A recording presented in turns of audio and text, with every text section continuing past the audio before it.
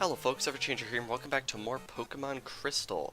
Last time, we started making our way up through the radio tower here, since as you can see, Team Rocket has summarily taken it over and have begun broadcasting some interesting things throughout the Johto region.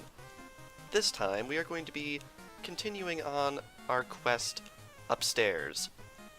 To trainers, Pokemon are their beloved partners. It's terrible how Team Rocket is trying to control Pokemon.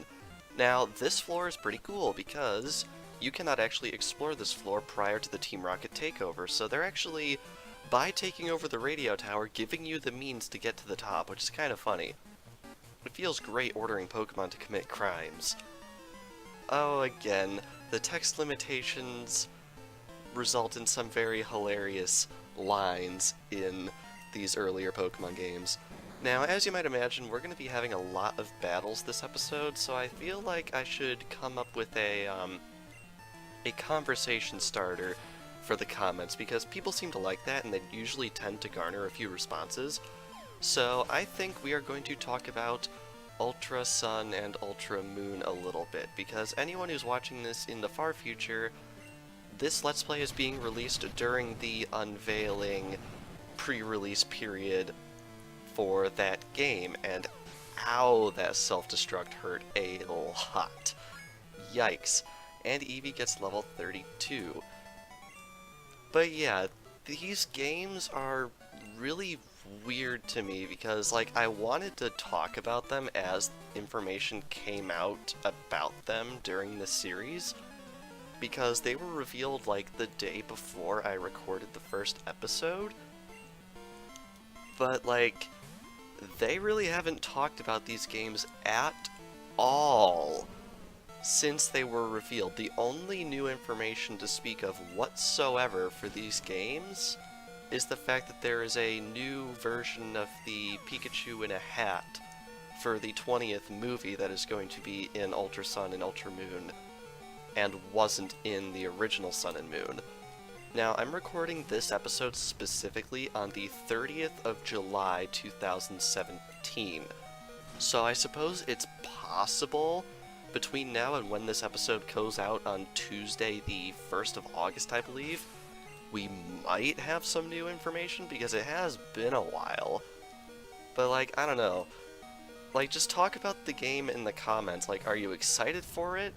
Are you not excited for it? I'm in a really weird position with this game because, like, even though it is a Pokemon game and I'll probably buy it regardless, I just don't really, like, every so often I just forget it exists because they're just not talking about it. Like, the game's due out in less than 4 months, and it's just sort of there.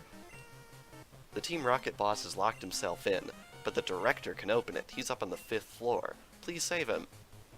Okay, we've got a bit of a directive right here. We have to go and save the director. I've been given strict orders. I'm to crush anyone who challenges Team Rocket.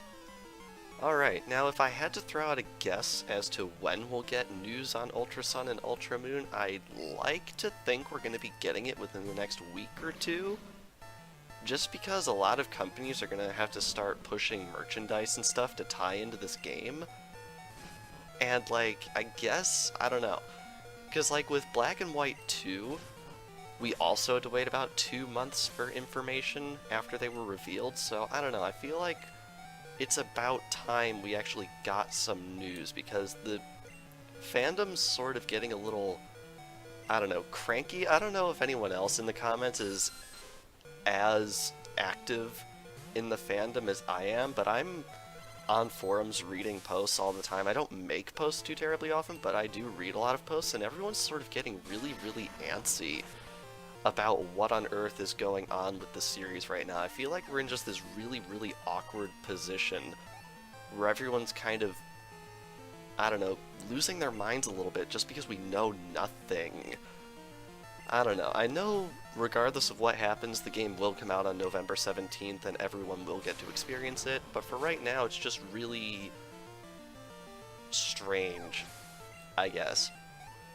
I don't know, I've said my piece. If anyone else wants to talk about this game in the comments, feel free to do so, because I'm legitimately curious what everyone else thinks, because it's been a couple of months, almost, with just no news, and I just want to know how everyone else is taking it. But anyway, we have our umpteenth Rattata right here, just gonna destroy its life with our Electabuzz right here. And I think that's this entire floor cleared out to the best of our ability right now. What? He says. Oh man. Now I should point out there's pretty much no items in this place until after we've cleared it, so don't expect too many item pickups this episode. In fact, there might not be any at all. This episode's going to be pretty much all battling. You plan to rescue the director? That won't be possible because I'm going to beat you. The dialogue is so good. Now, one other thing that's kind of interesting that I just noticed while doing this episode, the Team Rocket theme that's playing in the overworld, like, I have my audio levels displayed on my right monitor right now, and the music that plays in the overworld in this area, the Team Rocket theme, has a really, really spiky waveform compared to a lot of the other songs in this game. I don't know. I guess that means that it's a little bit harder on the ears, but I personally never noticed it. There is one song later in the game, right around it's actually technically the location where we're going to be obtaining the 8th gym badge. If anyone knows about that area, it's got a really, really funky track to it, and I always associated that one with being a little hard on the ears. Alright, taking out this Grimer right here. I don't know, like, I don't have a whole lot of stuff to talk about in this episode just because it's literally fighting Zubats, Golbats, Grimers, Koffings, because that's really all Team Rocket's got. I feel like it wasn't until, like, the Diamond and Pearl / Black and White eras where the evil team leaders and members and stuff like that would actually use varied teams. Like, before that, it was pretty uncreative, in my opinion. Okay, so I think we just have this guy right here, and if I remember correctly, he's got an interesting Pokemon with him. Most excellent. This radio tower will fulfill our grand design. It says grand design as if he thinks he's some sort of deity. Okay, buddy. This is scientist Rick, or Rich, or I don't know how you pronounce it, and he has a Porygon, which always stuck out to me because Porygon is one of those Pokemon that's always extremely well hidden in Pokemon games. Because, like, I think since its introduction, like, the only place you can really obtain Porygon is, like, either in game corners or just given to you by someone randomly in the game. I don't think it's ever just been flat out in the wild before, although I guess that makes sense because it's technically a man-made Pokemon. One of a few of those. And I don't know, it's just interesting to me because, like, I remember seeing Porygon here for the first time, and I'm like, where on earth do you get it? And they always hide it in games really well for people that don't explore everything. It's really weird. All grand plans come with snags. Even plans of divine intervention, I feel like. Anyway, I think I'm actually going to go heal our Pokemon real quick, and I will be right back. Alright, here we are in the 5th floor where we were told the director would be. I believe this sign even says this is the director's office. Yes, it does. Let's head right on down here. You came to rescue me? Is that what you were expecting? Wrong, I'm an imposter. I pretended to be the real thing to prepare for our takeover. Do you want to know where we hid the real director? Sure, I'll tell you. But only if you can beat me. Alright, here we have an instance of another Team Rocket executive. This would be a rematch against Petrol if you were playing the remake, but here it's just a nameless executive. And this right here I think is really cool. Back in Generation 1, the big evil team takeover of some tall building in X region was literally just a case of get to the top. Here they make it a lot more varied, like they send you to a bunch of different places because as you can see, this is not the real director. We have to go find him somewhere in the city after we defeat this guy. And then, presumably, we're going to have to come back to the radio tower and do some other stuff, because once we rescue the director, obviously we can open up the door on the 3rd floor. Like, it's just a lot more dynamic. I really, really like it. Anyway, getting into this battle right here, he's going to open up with a level 30 Koffing with the moves Smokescreen, Tackle, Sludge, and Self-Destruct. So I think we're going to be using Bone Club right here because this is a poison type and they do not take very well to being hit with ground type moves. So we're going to keep on spamming that, and hopefully Marowak will get another level pretty soon here. Eevee gets level 33, which is really nice. I think I'm actually going to have to stop it leveling up soon. Anyway, up next we have another Koffing, which is identical to the first one. Level 30, Smokescreen, Tackle, Sludge, and Self-Destruct. I do have to say, this is a memorable boss fight to me just because of how unmemorable it is. Like, first Koffing and second Koffing are completely identical. And guess what? Up next, we have another Koffing.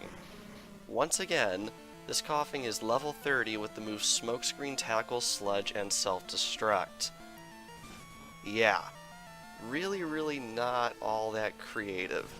And it's gonna get even worse, because once we take down this Koffing, well, A, Marowak's getting to level 29, which is really cool, but B, next up, oh wow, it's actually a WEEZING. Looks like he's using his Pokemon a little out of order. He's sending out a WEEZING, level 32, with the moves Smokescreen, Tackle, Sludge, and Explosion, which is pretty similar to those Koffing that we've been fighting already, so yeah, not really the most creative fight. As I said, it's memorable to me just because of how unmemorable this fight is in its base form, because it's like the same Pokemon over and over and over again. I don't know. It's kind of... It's weird. It's like the stupidest fight in the entire game, but it always stuck out to me just because of how stupid it is. Okay, next up is another Koffing. This Koffing is, guess what, level 30 with the moves Smokescreen, Tackle, Sludge, and Self-Destruct. Yeah, this is the fourth Koffing with this moveset. Why? Like, I don't know, like, I guess there's challenge in numbers, I suppose, but still, not the most interesting fight. Last up we have, whoop-de-doo, a Koffing. This one is slightly different. It is level 30 with the moves Smokescreen, Tackle, Sludge, and Smog, for some reason. Now, technically, I cannot tell which Koffing is which, so this might actually be one of the ones with Self-Destruct. Just know that there's 4 with Self-Destruct and 1 with Smog, but they all have Smokescreen, Tackle, and Sludge, and they're all level 30. And then we have that WEEZING thrown in there. That's basically this guy's team. Really not creative in any way whatsoever. Okay, I'll tell you where he is. Alright. We stashed the real director in the underground warehouse. It's at the far end of the underground, but I doubt you'll get that far. And we get the basement key. Guess what? We're going back to the underground passageway. Remember that from a long time ago? Yeah. It's actually important. And he just stands here. We stashed the real director in the underground where... Okay, so he just says the same thing. I don't know, maybe they couldn't fit any unique text for this guy. Anyway, I'm gonna go heal, and then I'm gonna meet you guys in the underground passageway. Alright, here we are in the underground path. Now, you are required to go in the north entrance, because the south entrance is actually blocked by a Team Rocket Grunt. I healed our Pokemon in that cut, and I also swapped Eevee's experience share with Heracross's King's Rock, because Eevee outlevels Heracross by 6, and I actually kind of want to slow down Eevee's leveling up for a little bit right here. I also took all of our vitamins out of the PC and actually gave them to Eevee off screen, so I gave it 2 HP up, so I gave it 2 boosts to its HP, I gave it a Carbos, which gave it a speed boost, and I gave it a Protein, which gave it an attack boost. The reason I did this is using items like that on your Pokemon will actually increase their happiness. So that's why I did it. Anyway, we want to come over here now that we have our basement key. No entry beyond this point. Well, we're a 10-year-old, we're obviously qualified. The basement key opened the door. Or maybe we're 11, I don't actually know. And believe it or not, we get to go even further underground. And we have yet another change of scenery. Hold it. I saw you, so I tailed you. I don't need you underfoot while I take care of Team Rocket. Wait a second. You beat me before, didn't you? That was just a fluke. But I repay my debts. Alright, we have a battle against Silver right here. It's actually been quite a while, actually. I think the last fight was in, like, episode 18? I want to say, that's just a guess. It was around there. I think it was 18. Anyway, he is opening up with a Golbat level 30 with the moves Wing Attack, Confuse Ray, Bite, and Leech Life. Which means he's finally gotten rid of Supersonic on this thing, because I'm pretty sure he had it before. So yeah, he's actually improved a little bit, and that's why I opened up with Electabuzz, because I knew we were going to start with a Flying type. Gonna take that down. Hopefully Heracross will actually get some experience in this fight. Okay, next up we have Magnemite. This Magnemite is level 28 with the moves Sonic Boom, Thunder Wave, Tackle, and Thunder Shock. So, pretty standard Magnemite. I think the Magnemite held by Jasmine were actually stronger than this. Slightly. Which is kind of funny, actually. It goes down really, really quickly. Nothing too terribly major to worry about. Alright, next up is Meganium, which is his starter Pokemon. His Meganium is level 32 with the moves Poison Powder, Razor Leaf, Body Slam, and Reflect. If you started with Cyndaquil, he would instead have a level 32 Feraligatr with the moves Bite, Scary Face, Rage, and Water Gun. And if you chose Chikorita, he would have a Quilava level 32 with the moves Ember, Smokescreen, Quick Attack, and Flame Wheel. Yep, this time they actually got it right. Quilava does not evolve into Typhlosion until level 36, so it's actually correctly evolved in this fight right here. The other two are fully evolved, but Quilava is not, which is really, really neat. Would be neater if they had stuck with that logic back in Azalea Town, because you'll recall in Azalea Town, if you pick Cyndaquil, he will have a level 16 Croconaw, when as we saw, Totodile does not evolve until level 18. So, in one fight they got it wrong, and in another fight, they didn't get it wrong. Really, really strange right here. Anyway, next up he is sending in Haunter, level 30, with the moves Shadow Ball, Lick, Curse, and Mean Look. I'm not sure if this thing's changed too terribly much, if at all, since we last fought it, so same kind of strategy here. Honestly, at this point, it's hope it uses Curse, then Bone Meringue it, and it goes down. Really, really easy stuff. Now, I'm going to count on being able to one-shot his next Pokemon, so I think I'm actually going to leave Marowak in for this. His last Pokemon is a Sneasel, which he did not have the last time we saw him. It is widely accepted that this Sneasel is the rare Pokemon stolen from the collector in Cianwood City, where we got that Shuckle from. And you would be correct, this is very, very rare indeed. This is a Pokemon that we're not able to obtain yet. Really, really interesting stuff. Anyway, I don't think I actually set its moveset. Level 32 with the moves Feint Attack, Leer, Quick Attack, and Screech. And wow, I actually can't one-shot it. That's disappointing, because we are still cursed, and that is going to do quite a bit of damage to us. Alright, well, we know for a fact that Feint Attack is not going to take us out, which is really, really nice. And one more Bone Meringue should take out Sneasel right here. Very nice. Get a little bit more experience, and Marowak gets to level 30. Very nice number. Why? Why do I lose?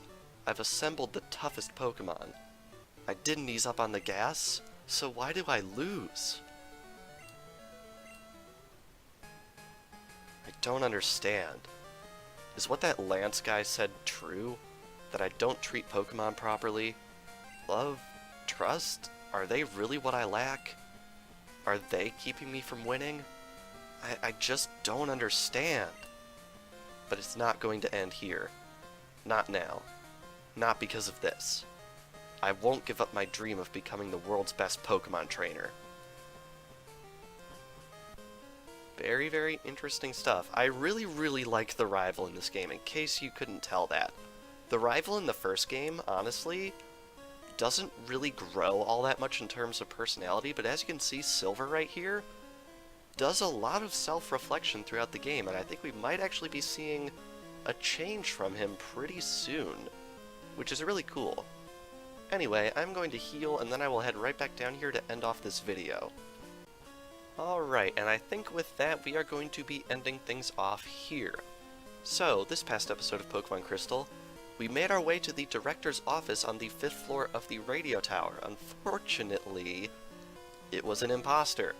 We got the key from him, and we were told that the real director was down here in the underground warehouse.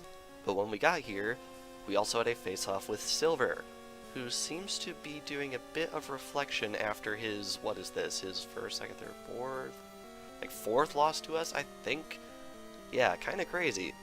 Maybe now he'll actually realize what he lacks in regards to his Pokemon training. And next time on Pokemon Crystal, not much else for it. We are going to be exploring this underground warehouse, and let's hope we will actually be able to find the director in all of this mess.